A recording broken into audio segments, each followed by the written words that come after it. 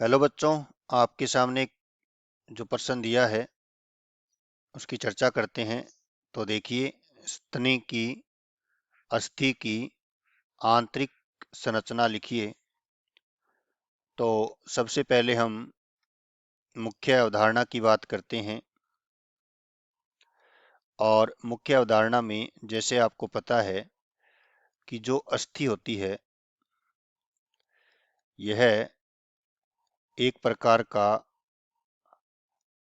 कंकाल, या आप कह सकते हैं एक प्रकार का विशिष्ट संयोजी ऊतक है जो शरीर का कंकाल और संरचना और आधारभूत संरचना का निर्माण करता है।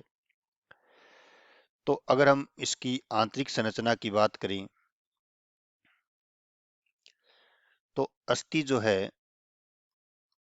यह खनिज युक्त ठोस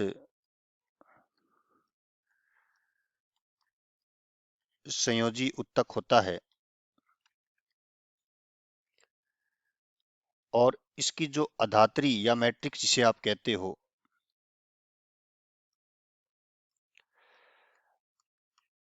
मैट्रिक्स या अधात्री जो होती है वो ठोस होती है जिसमें कैल्शियम, लवण व कोलेजन तंतु होते हैं,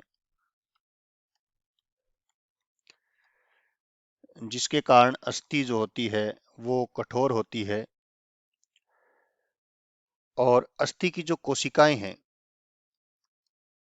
अस्थि की जो कोशिकाएं हैं वो रिक्तिकाओं में स्थित होती है।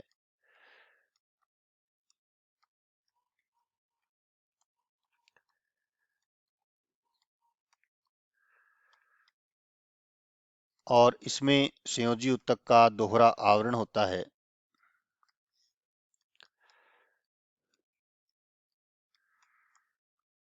और अस्थि की अगर हम आंतरिक संरचना की बात करें तो हैवर्सियन जो नाल होती है वो उपस्थित होती है।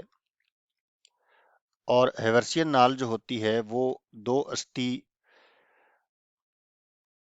या एक अस्थि के अंदर रक्त वगैरह का संचरण या पोषक पदार्थों का संचरण करती है। तथा जो लंबी अस्थियां होती है उनमें अस्थि मज्जा होता है जो रक्त कोशिकाएं होती हैं उन रक्त कोशिकाओं का उत्पादन करती हैं।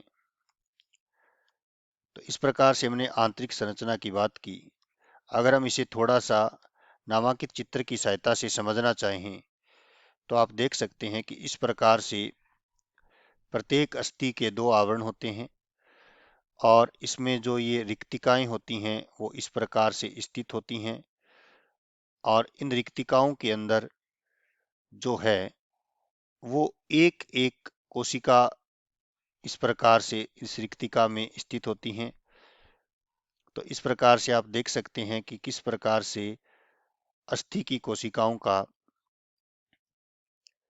एक अभिविन्यास होता है और इसके अंदर मैट्रिक्स या जिसे आप कहते हो अधात्री है वो भरी रहती है इस प्रकार से। और ये जो मैट्रिक्स है इसमें कैल्शियम और कोलेजन तंतु पाए जाते हैं। और ये जो मैट्रिक्स होती है यही इसको क्या करती है, जटिलता प्रदान करती है।